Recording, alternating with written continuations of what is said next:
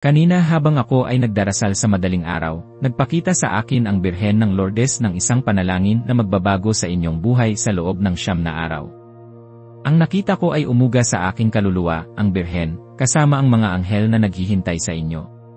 Ang panalangin na ito ay magdadala ng milagro sa inyong pamilya, magpapagaling ng karamdaman, at magbubukas ng pinto para sa inyong pinakamalalim na hangarin. Nararamdaman ko na kayo ngayon ay handa na para sa kapangyarihang ito. Pero bago ko sabihin ang lahat, nais kong maramdaman nyo ang presensya ng Birhen ngayon din, at maunawaan kung bakit ang pagdarasal ng rosaryo, lalo na ang 150 rosaryo, ang susi sa pagbabagong ito. Kayo ay malugod na tinatanggap sa panalangin na ito, isang panalangin na hindi lamang magpapalakas sa inyong pananampalataya, kundi magbubukas din ng inyong mga mata sa mga anghel na matagal nang naghihintay na tumulong sa inyo. Ito ay para sa lahat ng nanonood, para sa bawat isa sa inyo na naghahanap ng kasagutan, ng kagalingan, ng kapayapaan sa gitna ng inyong mga pagsubok. Ang Birhen ng Lourdes ay naghahanda para sa inyo ng isang biyaya na higit pa sa inyong inaasahan. Nakikita ko na kayo na nahihirapan sa sakit, kayo na nawalan ng trabaho, kayo na hindi makatulog sa problema, kayo na dumaan sa pagsubok sa pamilya, ang panalangin na ito ay espesyal na inilaan para sa inyo. Ang aking puso ay nakikipag-isa sa bawat isa sa inyong mga komento na aking binabasa, tulad nina Maria, Jose, at Ana na palaging tapat na nagbabahagi ng kanilang mga pagsubok. Ang Birhen ay nakikita kayong naghahanap ng tulong, at nararamdaman ko ang kanyang pagtugon na kayo ay makakatanggap ng kagalingan sa loob ng 7 araw, lahat kayo ay makakatanggap ng biyaya sa 14 na araw, at ang inyong buhay ay magbabago ng ganap sa 21 araw. Ito ay mangyayari sa bawat nanonood, sa bawat tapat na devoto tulad ninyo. Ngunit bakit nga ba 150 rosaryo? Ang banal na kasulatan ay nagsasabi na ang pananampalataya na may kasamang gawa ay nagbibigay ng buhay. Ang 150 rosaryo ay hindi lamang basta pagdarasal ng rosaryo. Ito ay isang malalim na pagpapakita ng inyong pananampalataya, isang pag-alay ng oras at puso sa Birhen. Sa sinaunang panahon, ang 150 rosaryo ay tinatawag na Psalter ni Maria, katumbas ng 150 salmo sa Lumang Tipan. Ito ay isang tradisyon na pinagyaman ng mga santo, na nagpatunay sa matinding kapangyarihan nito. Si Santa Bernadette, na nagpakita ng Birhen sa Lourdes, ay nagturo sa atin ng pagiging simple at katapatan sa pananampalataya. Ang kanyang karanasan ay nagpapakita na ang Birhen ay totoo, at ang kanyang intersesyon ay makapangyarihan. Sa Lourdes ay nalaman na ang Birhen ay humihiling ng panalangin at penitensya. Ang pagdarasal ng 150 rosaryo ay isang penitensya ng pag-ibig, isang gawaing magpapabanal sa inyong kaluluwa. Sinasabi sa akin ng mga santo na ang pagdarasal ng rosaryo ay tulad ng pag-akyat sa isang hagdan patungo sa langit. Ang bawat Ave Maria ay isang hakbang, at ang bawat misteryo ay isang pintong nagbubukas sa inyo sa mas malalim na unawa sa buhay ni Kristo at ni Maria. Ang Papa ay nagturo na ang rosaryo ay isang buod ng ebanghelyo. Kapag pinagdarasal ninyo ang 150 rosaryo, hinahayaan nyo ang inyong sarili na lubos na malubog sa misteryo ng kaligtasan. Sa aking paglalakbay sa Lourdes, naramdaman ko ang napakalaking presensya ng Birhen, at ang kapayapaan na dinala nito. Ang mga himala na nagpapatunay sa kanyang kapangyarihan ay hindi lamang sa Lourdes. Ang mga himala ay mangyayari rin sa inyong buhay kapag kayo ay nagtitiwala at nagdarasal ng may pananampalataya. Marami sa inyo ngayon ang nahaharap sa mga problema na tila walang solusyon. Nakikita ko ang bigat sa inyong mga puso. Ang modernong mundo ay puno ng stress, pagdududa, at kawalan ng pag-asa. Nawawala tayo sa gitna ng ingay, at nakakalimutan ang tunay na pinagmumulan ng kapayapaan at kaligayahan. Ngunit ang Birhen ng Lourdes ay nagpapakita sa atin ng isang simple at makapangyarihang paraan upang malampasan ang mga ito, ang pagdarasal. Ang panalangin na ito, ang pag-aalay ng 150 rosaryo, ay magbibigay sa inyo ng focus at direksyon. Ito ay hindi lamang isang ritual, ito ay isang pakikipag-ugnayan sa Diyos sa pamamagitan ng kanyang mahal na ina. Kapag kayo ay nagdarasal ng rosaryo, binibigyan niyo ang Birhen ng pagkakataon na kumilos sa inyong buhay. Ito ay magpapagaling sa inyong emosyonal na sugat, magbibigay ng kaliwanagan sa inyong isip, at magpapalakas sa inyong kalooban laban sa mga pagsubok. Ang banal na kasulatan ay nagsasabi sa Juan 14:13, anuman ang hingin nyo sa Ama sa aking pangalan, gagawin ko iyon. At sinong mas karapat-dapat na humiling sa ating Ama kundi ang kanyang mahal na ina? Ang pagdarasal ng rosaryo, lalo na sa dami ng 150, ay isang proseso ng pagbabago. Tulad ng isang magsasaka na nagtanim ng butil at naghihintay ng ani, ang inyong pagtitiyaga sa panalangin ay magbubunga ng espiritual na kayamanan. Si Santo Domingo, na sinasabing tumanggap ng rosaryo mula mismo sa Birhen, ay ginamit ito upang labanan ang mga erehiya at palakasin ang pananampalataya. Hindi ito basta kwento, ito ay isang patunay ng kapangyarihan na nasa panalangin na ito. Ang pagdarasal ng rosaryo ay nagdadala ng kapayapaan sa mga pamilya, nagpapagaling ng mga karamdaman, at nagbubukas ng mga pinto sa mga biyayang tila imposible. Alalahanin niyo si Santa Rita ng Cassia, na sa gitna ng matinding paghihirap ay nanatiling tapat sa panalangin, at ang kanyang buhay ay puno ng mga himala. Ang inyong mga problema, gaano man kalaki, ay maaaring matugunan ng kapangyarihan ng panalangin at intersesyon ng Birhen. Nararamdaman ko sa puso na ang bawat isa sa inyo ay karapat-dapat sa mga biyayang ito. Ngayon, itatanong ninyo, paano nga ba makikita ang mga anghel? Ang pagkakita sa mga anghel ay hindi laging literal na pagpakita sa mata. Ito ay mas madalas na nangyayari sa pamamagitan ng isang malalim na pakiramdam ng kapayapaan, ng isang hindi maipaliwanag na gabay, ng isang solusyon sa isang problema na tila dumating mula sa wala, o ng isang pagbabago sa inyong puso na nagdadala ng kagalingan. Ang mga anghel ay mga mensahero at tagapagtanggol ng Diyos. Sila ay palaging nasa paligid natin, naghihintay ng ating pahintulot sa pamamagitan ng panalangin upang kumilos. Kapag kayo ay nagdarasal ng 150 rosaryo, nagbubukas kayo ng isang highway sa langit, at ang mga anghel ay mas madaling makakakilos sa inyong buhay. Ito ay tinatawag na spiritual clarity o espiritual na kaliwanagan. Ang mga himala ay hindi lamang nangyayari sa malalaking pangyayari, ang mga himala ay nasa bawat sandali ng biyaya na natatanggap ninyo, bawat paggaling ng sakit, bawat paghahanap ng trabaho, bawat pagbabago ng puso sa inyong pamilya. Gusto kong maunawaan nyo na ang pananampalataya ay hindi lamang nararamdaman sa puso, ito ay ipinapakita sa ating mga gawa. Ang pagdarasal ng 150 rosaryo ay isang gawa ng pananampalataya na magpapatunay sa inyong pagmamahal sa Birhen at sa kanyang anak. Habang kayo ay patuloy na nagdarasal, ang inyong puso ay magiging mas bukas sa biyaya. Ang Birhen ng Lourdes ay kilala sa kanyang mga mensahe ng panalangin at pagbabalik loob.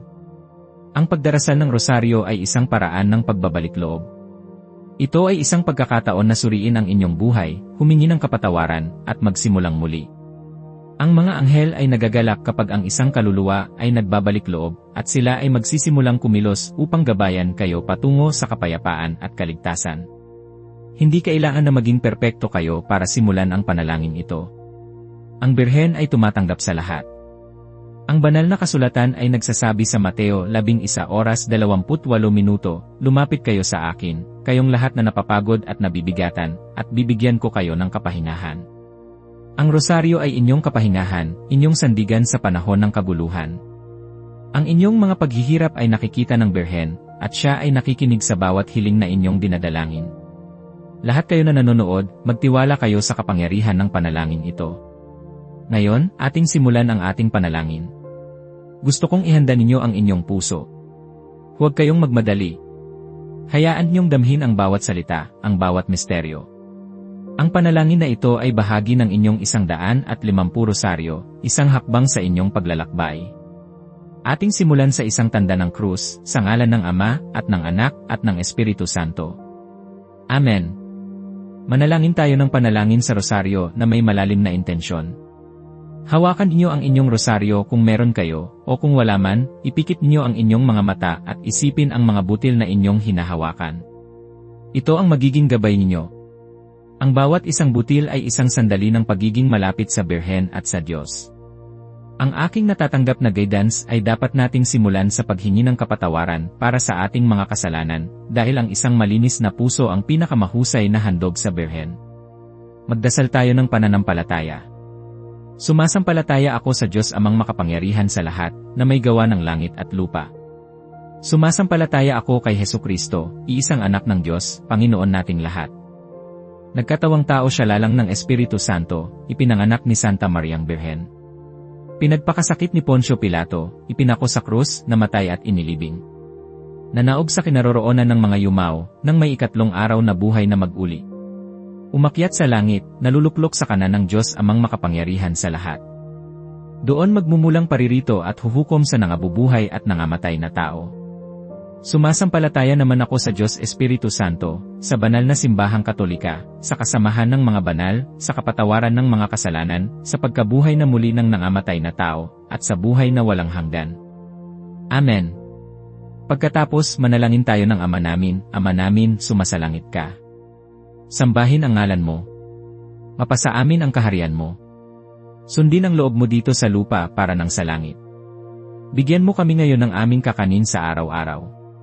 At patawarin mo kami sa aming mga sala, para nang pagpapatawad namin sa nagkakasala sa amin. At huwag mo kaming ipahintulot sa tukso, kundi iadya mo kami sa lahat ng masama. Amen. Ngayon, tatlong Aba Ginoong Maria para sa pananampalataya, pag-asa, at pag-ibig. Ito ang mga pundasyon na magdadala sa inyo sa kaganapan ng inyong 150 rosaryo. Aba Ginoong Maria, napupuno ka ng grasya, ang Panginoong Diyos ay sumasaiyo. Bukod kang pinagpala sa babaeng lahat, at pinagpala naman ang iyong anak na si Jesus. Santa Maria, Ina ng Diyos, ipanalangin mo kaming makasalanan, ngayon at sa oras ng aming kamatayan. Amen. Ulitin ng 2 beses pa. Luwalhati sa Ama, at sa Anak, at sa Espiritu Santo. Kapara noong una, ngayon at magpakailanman, magpasawalang hanggan. Amen. Ngayon, ating bubuksan ang una sa mga misteryo ng kaligayahan, ang pagpapahayag ng Anghel Gabriel kay Maria. Pagnilayan natin kung paano ang isang anghel ay naghatid ng pinakamahalagang mensahe sa kasaysayan ng sangkatauhan. Habang pinagninilayan natin ito, isipin niyo ang inyong mga pangarap, ang inyong mga hangarin, ang inyong mga problema na nais ninyong ibigay sa Birhen. Ang mga anghel ay naghihintay, tulad ni Gabriel, na maghatid ng mga mensahe ng pag-asa at solusyon sa inyong buhay. Hayaan niyong ang kapayapaan ng sandaling ito ay bumalot sa inyong puso. Ating dasalin ang Ama namin, sumasalangit ka. Tuloy-tuloy ang panalangin. At ngayon, 10 Aba Ginoong Maria, habang pinagninilayan ang unang misteryo. Ito ay hindi lamang basta pagbigkas ng mga salita. Ito ay paghinga ng inyong kaluluwa, pagbigkas ng inyong mga pangangailangan sa Birhen. Gabayan sila sa unang Aba Ginoong Maria, napupuno ka ng grasya. Pause, encourage reflection, isipin ang anghel na si Gabriel, at ang Birhen na tumanggap ng kanyang mensahe. Ang Birhen ay nagturo sa atin ng kahalagahan ng pagtanggap sa kalooban ng Diyos. At tuloy-tuloy ninyo ang pagdarasal ng 10 Aba Ginoong Maria nang may malalim na pananampalataya. Hayaan niyo ang bawat Ave Maria na maging isang panaghoy ng inyong kaluluwa, isang pagtitiwala na nakikinig ang Birhen at ang mga anghel. Luwalhati sa Ama, at sa Anak, at sa Espiritu Santo. Kapara noong una, ngayon at magpakailanman, magpasawalang hanggan. Amen. O Jesus ko, patawarin mo kami sa aming mga sala. Iligtas mo kami sa apoy ng impyerno. Hanguin mo ang mga kaluluwa sa purgatorio, lalong-lalo na yaong mga walang nakakaalala. Ito ay isang halimbawa lamang kung paano ninyo gagawin ang bawat dekada, bawat misteryo, hanggang sa maabot ninyo ang inyong 150 rosaryo. Maaari ninyong gawin ito sa loob ng ilang araw o isang buwan, depende sa inyong kakayahan. Ang mahalaga ay ang konsistenteng pagdarasal at ang malalim na intensyon. Ang Birhen ay hindi humihingi ng perpekto, humihingi siya ng tapat na puso. Ngayon, nais kong pagtuunan natin ng pansin ang ilang mga punto kung paano ang panalangin ito ay magbabago sa inyong buhay. Nakikita ko na marami sa inyo ay nagdududa at iyan ay normal. Ngunit ang pananampalataya ay tungkol sa pagtitiwala kahit sa gitna ng pagdududa. Ang mga himala ay hindi lamang para sa mga taong perpekto, ang mga himala ay para sa mga taong nagtitiwala.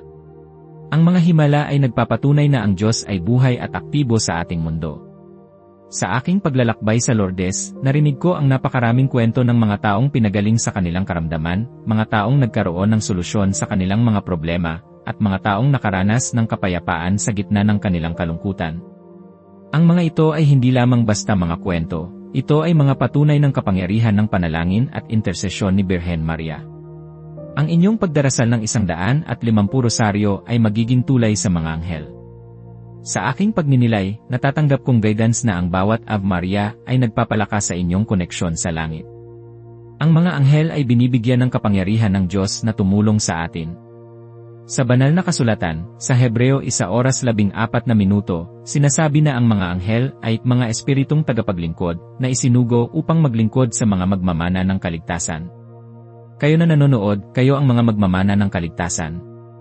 Kaya't ang mga anghel ay narito upang maglingkod sa inyo. Huwag kayong matakot humingi ng tulong sa kanila. Sa pamamagitan ng Birhen, na reyna ng mga anghel, ang inyong mga panalangin ay mas epektibo. Ang inyong problema sa pananalapi, ang inyong karamdaman, ang inyong problema sa pamilya, lahat ng ito ay maaaring ibigay sa Birhen. Si San Jose, na isang tapat na lingkod ng Birhen at ni Jesus, ay palaging nagtitiwala sa kalooban ng Diyos sa gitna ng mga pagsubok. Siya ay isang halimbawa ng pagtitiwala sa kabila ng kawalan ng kasiguruhan. Ang pagdarasal ng 150 rosaryo ay magbibigay sa inyo ng kapayapaan tulad ng kay San Jose, na may pananampalataya sa plano ng Diyos. Hindi ito instant na solusyon, ito ay isang proseso ng pagtitiwala at pagtanggap ng mga biyaya sa tamang panahon ng Diyos. Nararamdaman ko na kayo ngayon ay handa na para sa susunod na hakbang. Ang inyong puso ay binuksan na. Ang pananampalataya ay hindi lamang basta paniniwala, ito ay pagtitiwala at paggawa. Ang pagdarasal ng rosaryo ay isang gawa ng pag-ibig. Si Santa Teresa ng Avila, isang doktor ng simbahan, ay nagturo ng kahalagahan ng panalangin bilang isang pakikipag-usap sa Diyos. Ang rosaryo ay isa sa pinakamabisang paraan ng pakikipag-usap na ito. Hayaan niyong ang inyong bawat paghinga ay maging isang panalangin, ang bawat tibok ng inyong puso ay maging isang pagpupuri sa Diyos at sa Birhen. Ang ating mundo ngayon ay puno ng kawalan ng katiyakan. Ang pandemya, ang krisis sa ekonomiya, ang mga digmaan, lahat ng ito ay nagdadala ng takot at pagkabahala. Pero sa gitna ng lahat ng ito, mayroong isang bagay na mananatili, ang pananampalataya sa Diyos at ang intersesyon ng Birhen Maria. Sa Lourdes, ipinahayag ng Birhen ang kanyang sarili bilang ang Immaculada Concepcion, ang walang bahid dungis na paglilihi. Ito ay isang paalala na sa kabila ng lahat ng kasalanan at kasamaan sa mundo, mayroong pag-asa, mayroong kalinisan, mayroong kabanalan na naghihintay para sa atin. Ang pagdarasal ng 150 rosaryo ay isang pagkakataon upang linisin ang inyong kaluluwa, upang maging mas malapit sa kalinisan ng Birhen, at upang maging karapat-dapat sa pagtanggap ng mga anghel sa inyong buhay. Ang mga biyaya na natatanggap ko sa aking paglalakbay sa pananampalataya ay nagpatunay sa akin na ang Birhen ay totoo at makapangyarihan. Nakita ko ang mga pagbabago sa buhay ng mga tao na nagdarasal ng rosaryo ng tapat. Nakikita ko na kayo ay may kaparehong pag-asa.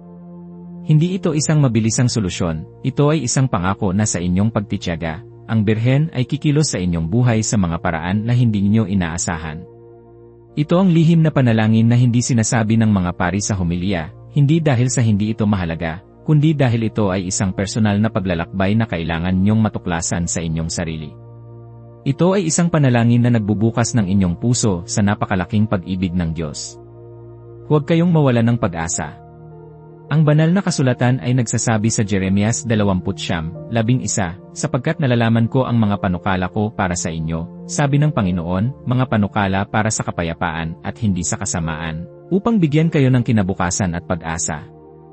Ang inyong kinabukasan ay puno ng pag-asa kapag kayo ay nasa ilalim ng paggabay ng Birhen. Ang mga anghel ay narito upang tulungan kayo na makamit ang kinabukasang iyon. Ngayon, ating isasagawa ang isang bahagi ng nobena na makapangyarihan para sa pagbabago. Ito ay magiging bahagi ng inyong 150 rosaryo, at maaaring gawin nyo ito araw-araw sa loob ng 9 na araw, o gawin nyo ang bahaging ito ng may matinding intensyon. Hinihiling ko na ihanda ninyo ang inyong puso sa pagtanggap ng mga biyaya. Ating idarasal ang nobena sa mahal na Birhen ng Lourdes. Panginoon, kaawaan mo kami. Kristo, kaawaan mo kami. Panginoon, kaawaan mo kami. Kristo, pakinggan mo kami. Kristo, pakinggan mo kami. Diyos Ama sa langit, kaawaan mo kami. Diyos Anak, manunubos ng sanlibutan, kaawaan mo kami. Diyos Espiritu Santo, kaawaan mo kami. Banal na Santatlo, iisang Diyos, kaawaan mo kami. Santa Maria, ipanalangin mo kami. Santa Birhen ng Lourdes, ipanalangin mo kami. Ina ng Diyos, ipanalangin mo kami. Ina ng ating manunubos, ipanalangin mo kami. Birhen na walang bahid dungis, ipanalangin mo kami. Birhen na nagpakita kay Santa Bernadette, ipanalangin mo kami. Pangako ng kapayapaan, ipanalangin mo kami. Panggalingan ng mga himala, ipanalangin mo kami. Pag-asa ng mga may sakit, ipanalangin mo kami. Kanlungan ng mga makasalanan, ipanalangin mo kami. Aliw ng mga nagdurusa, ipanalangin mo kami. Ating tagapagtanggol laban sa lahat ng kasamaan, ipanalangin mo kami. Reyna ng mga anghel, ipanalangin mo kami.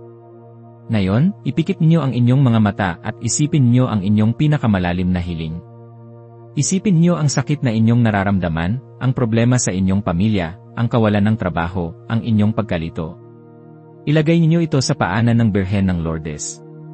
Hilingin niyo sa Kanya ang intersesyon na tanging Siya lamang ang makapagbibigay. Manalangin tayo. O pinakamamahal na Birhen ng Lourdes, aming ina at aming pag-asa, kami ay lumalapit sa iyo ng may buong pagtitiwala. Sa iyong mga pagpapakita kay Santa Bernadette, ipinahayag mo ang iyong pagmamahal sa mga makasalanan at ang iyong pagnanais na manumbalik ang sangkatauhan sa Diyos. Humihiling kami ngayon ng iyong makapangyarihang intersesyon para sa aming mga pangangailangan, lalo na sa banggitin ang inyong personal na intensyon. Alam naming walang hiling na hindi mo dinidinig at walang sakit na hindi mo pinagagaling. Ipinapangako namin na aming idarasal ang rosaryo ng may katapatan at ipapakalat ang iyong debosyon. Turuan mo kami na maging tulad mo, mapagpakumbaba at masunurin sa kalooban ng Diyos. Kami ay nagtitiwala sa iyong pagmamahal, o Ina ng Lourdes. Sa ngalan ni Jesus, iyong anak, at sa paggabay ng Espiritu Santo. Amen. Patuloy ninyong idarasal ang dasal na ito araw-araw. At sa bawat pagdarasal ninyo ng rosaryo, maalala ninyo ang kapangyarihan ng 150 rosaryo, ang kahalagahan ng pagtitiyaga at pananampalataya.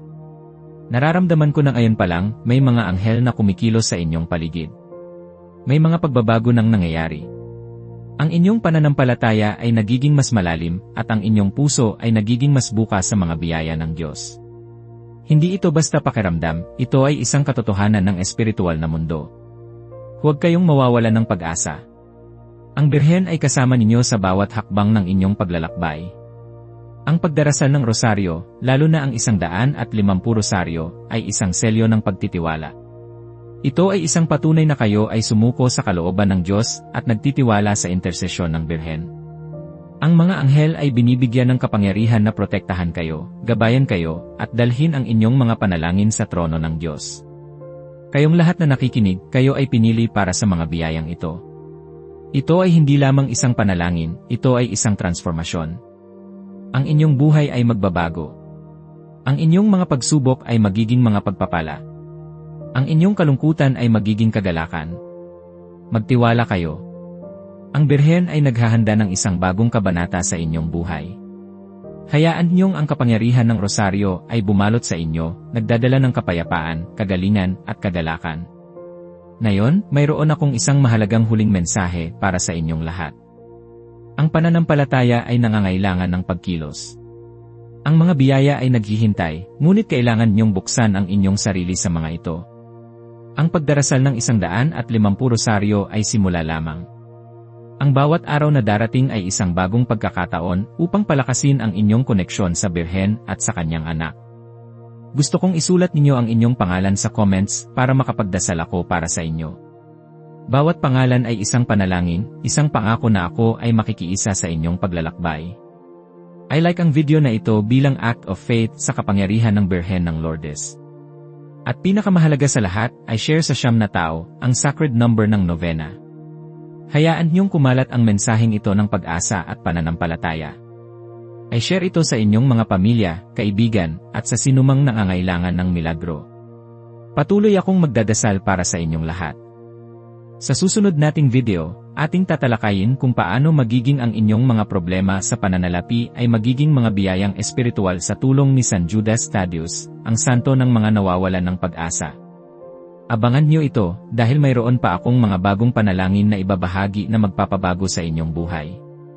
Ang Birhen ng Lourdes ay patuloy na magbabasbas sa inyo. Maraming salamat sa inyong panonood, at naway pagpalain kayong lahat ng mahal na Birhen at ng Diyos Ama. Sa ngalan ng Ama, at ng Anak, at ng Espiritu Santo. Amen.